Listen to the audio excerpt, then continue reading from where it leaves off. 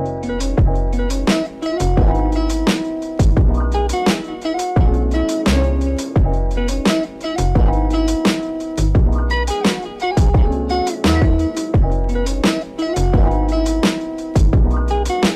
hari ini saya akan bahas soal dari buku Fokus US 2019. Saya akan bahas nomor 11. Dikatakan di sini ada 4 gambar tuas dan kita langsung beralih ke pertanyaannya.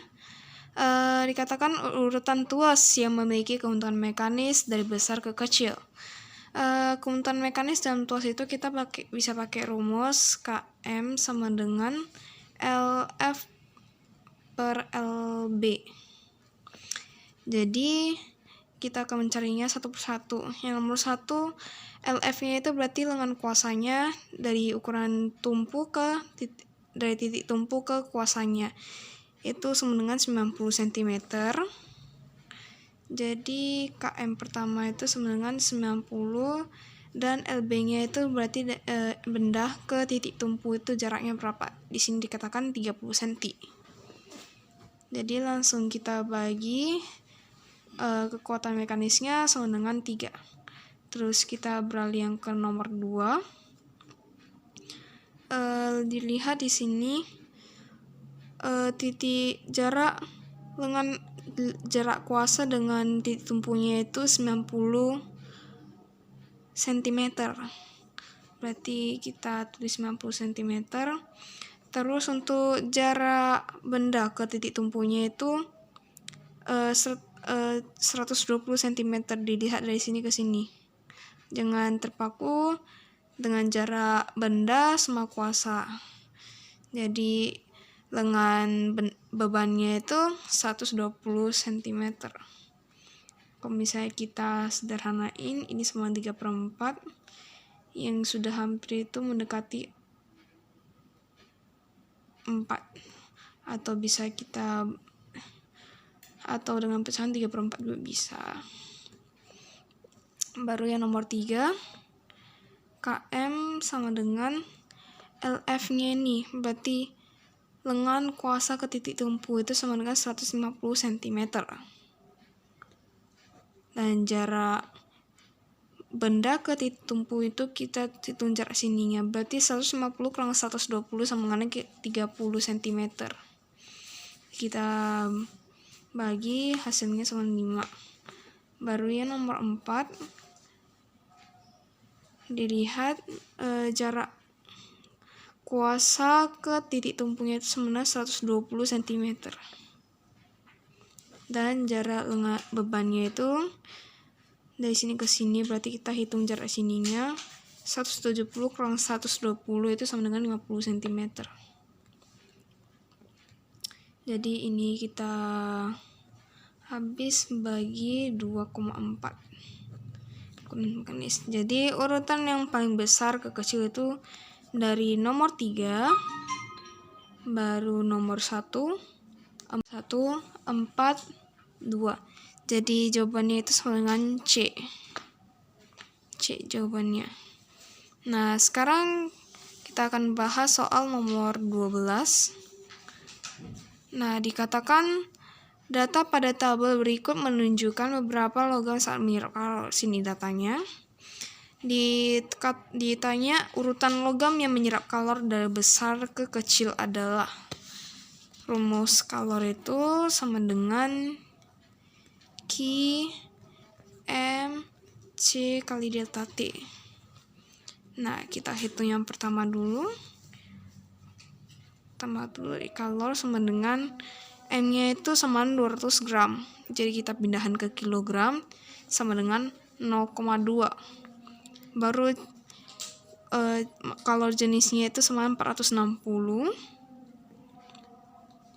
dikali delta T-nya sama 50. Jadi sini kita hapus 10. Jadi 4.600 untuk kalor yang pertama, atau bisa dibilang sini besi. Baru yang kedua timah. Kalornya lihat dulu, massa logamnya itu dari gram ke kilogram jadi 0,7 dikali 130 dikali 40 delta T-nya. Sini kita bisa hapus 21 dikali 130 itu sama dengan 2130. Nah, sekarang kita lanjut ke yang nomor 3 atau tembaga. Nah, kalorinya kita lihat dulu mulai dari sini. 300 gram kita ubah ke kilogram, jadi sama dengan 0,3. Kalori jenisnya 390. Sama kenaikan suhunya atau delta T sama dengan 80. Kita miskan jadi 24 dikali 39 itu sama dengan 9.360 kalori jenisnya. Dan yang terakhir nomor 4 atau perak. Oke, sama dengan 400 gram diubah ke kilogram jadi sama dengan 0,4 dikali kalori jenisnya 230 dikali 60. Sini bisa mati jadi 24 dikali 23 sama dengan 5.420. Jadi urutan yang paling terbesar itu dari tembaga dulu, baru perak, baru besi, dan yang terakhir timah. Jadi jawaban yang sesuai itu sama itu C, tembaga, perak, besi, timah, sesuai dengan hasil yang kita dapat. Oke, sekian, terima kasih dari saya. Selamat siang teman-teman. Di siang hari ini saya akan membahaskan fokus UN 2020. Saya akan membahaskan soal nomor 19. Pak Andi menggunakan kacamata plus 2D untuk dapat membaca koran dengan jelas, sedangkan Pak Ramli harus menggunakan kacamata plus 2,5D. Berdasarkan data tersebut, pernyataan berikut yang tepat adalah. Mari kita lanjut ke pembahasannya. Pembahasannya ialah pada kacamata ukuran lensa D jika berada di dalam bentuk positif menandakan bahwa penderitaan hipermetrofi atau rabun dekat, sedangkan apabila dalam bentuk negatif menandakan bahwa penderitaan miopi atau rabun jauh. Untuk menjawab soal tersebut di atas dapat dijabarkan sebagai berikut. Jadi opsi A salah. Kenapa? Karena sesuai penjelasan singkat di atas, apabila positif menandakan penderitaan hipermetropi. Apa itu hipermetropi? Hipermetropi adalah rabun dekat. Apa itu miopi? Miopi adalah rabun jauh. Jadi terlanjut ke opsi B. Opsi B salah. Kenapa? Karena apabila penderitaan hipermetropi dapat ditolong dengan menggunakan kacamata berlensa cembung positif.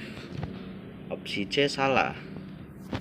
Jadi diketahui PA sama dengan kekuatan lensa Pak Andi sama dengan plus 2D. PR sama dengan kekuatan lensa Pak Ramli sama dengan plus 2,50. SN sama dengan jarak mata normal sama dengan 25 cm. Tes punctum possimum atau titik dekat mata. PA sama dengan 100 per SN kurang 100 per PP. 2 sama dengan 100 per 25 sama dengan kurang 100 per PP. 2 sama dengan 4 kurang 100 per PP minus 2 sama dengan minus 100 per PP. Minus 2 sama dengan PP sama dengan minus 10. PP sama dengan minus 100 per minus 2 sama dengan 50 cm. PR sama dengan 100 per SN sama dengan kurang 100 per PP. 2.5 sama dengan 100 per 25 kurang 100 per PP. 2.5 sama dengan 4 kurang 100 per PP. Minus 1.5 sama dengan minus 100 per PP. Minus 1.5 PP sama dengan minus 100. PP sama dengan minus 100 per minus 1.5. Jadi sama dengan 66.7 cm. Dari hasil perhitungan di atas dapat disimpulkan jarak baca Pak Andi kurang dari 50 cm. Artinya bacaan yang terletak di depan 50 cm sudah nampak kabur. Jarak baca Pak Ramli kurang dari 66,7 cm. Arti bacaan yang terletak di depan 66,7 cm sudah nampak kabur. Jarak baca Pak Ramli lebih kecil daripada Pak Andi. Jika opsi A, B, C salah, maka opsi D benar. Pembuktian kenapa opsi D itu benar. Jadi F sama dengan titik fokus sama dengan kekuatan lensa. PA sama dengan FA sama dengan kekuatan lensa Pak Andi sama dengan plus 20D. PR sama dengan FR sama dengan kekuatan lensa Pak Ramli sama dengan plus 2,5D. Jadi FA per FR sama dengan 2 per titik 5. 2.5 FA sama dengan 2 FR. 5 FA sama dengan 4 FR. Jadi jarak fokus kacamata Pak Andi berbanding Pak Ramli adalah 54 adik-adik. Jadi jawaban yang benar adalah D ya teman-teman. Perbandingan jarak fokus lensa kacamata Pak Andi terdapat Pak Ramli adalah 5 Pak Ramli adalah 5.4. Sekian. Kita lanjut ke soal berikutnya. Pada lampu tertulis 50 Hz kurang 220 volt 100 watt ketika digunakan terjadi penurunan tegangan sehingga suplai listrik yang masuk lampu tersebut 110 volt. Daya nyala lampu pada saat itu adalah, kita lanjut ke pembahasannya. Jadi diketahui sama dengan F1 sama dengan 50 Hz. P1 sama dengan 220 volt. P1 sama dengan 100 KL. C2 sama dengan 110 volt. Yang ditanya adalah P2. P sama dengan P2 per R.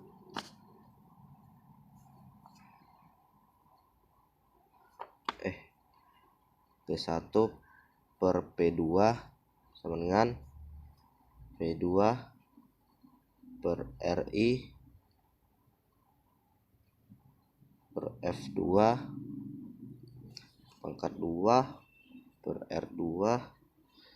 Ini dicoret ya R2 nya, R1 dan R2 nya. P1 sama dengan P1 per P2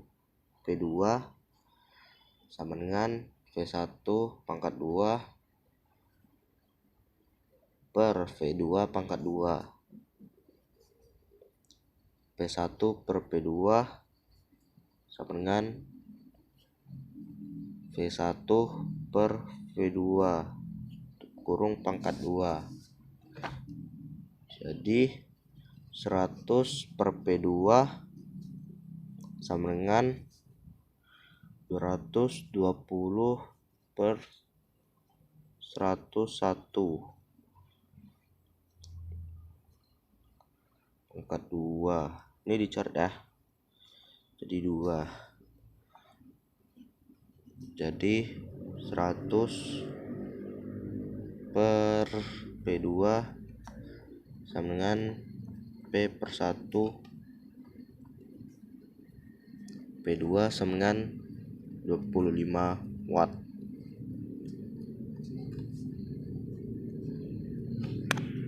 Sekian dan terima kasih. Jadi pada hari ini saya akan membahas soal dari buku Fokus US 2023 nomor 13. Benda yang berada di permukaan air laut bergerak naik turun dan teramati waktu yang diperlukan benda bergerak dari puncak gelombang ke dasar gelombang berikutnya adalah 0,4 sekon. Jika cepat rambat gelombang 15 meter per sekon, panjang gelombang air laut tersebut adalah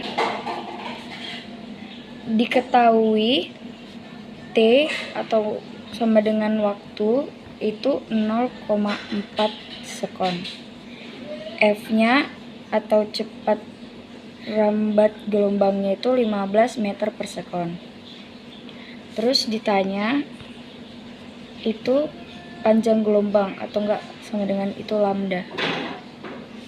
Dijawab sama dengan V sama dengan lambda per sekon atau waktu sama dengan 15 meter per sekon sama dengan lambda per 0,4 sekon dibagi sama dengan 6, lambda sama dengan 6. Jadi jawabannya adalah 6. Selanjutnya saya akan membahas dari buku Fokus UN 2019 nomor 3.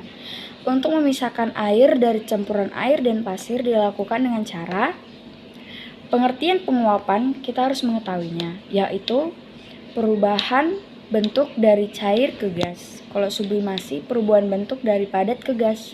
Kalau distilasi adalah perubahan bentuk untuk pemisahan bahan-bahan kimia. Kalau filtrasi itu memisahkan koloid atau partikel-partikel padat dari fluida. Jadi untuk memisahkan air dari campuran air dan pasir dilakukan dengan cara filtrasi. Karena itu proses memisahkan suatu partikel dengan partikel lain.